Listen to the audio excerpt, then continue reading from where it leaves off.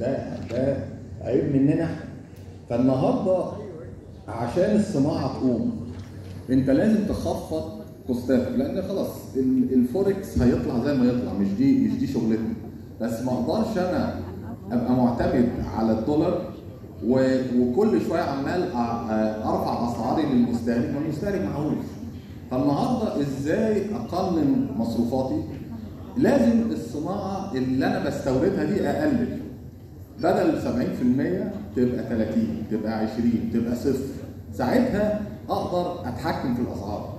النهارده انا ما بتحكمش في الاسعار، الاسعار هي اللي بتجيلي بناء على سعر الفوركس وبناء ان انا الاقيه، وتاني حاجه اروح اجيبه من بره.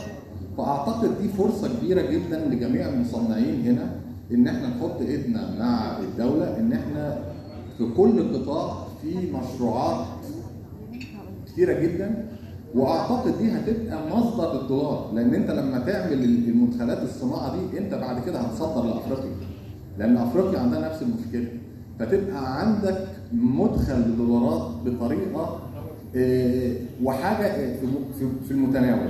لازم نلاقي لها استثمارات، لازم نحط ايدنا في ايد الدوله ونلاقي كل قطاع ايه اللي مطلوب عشان يقدر يخفض مصروفاته ويغذي الصناعه. جميل.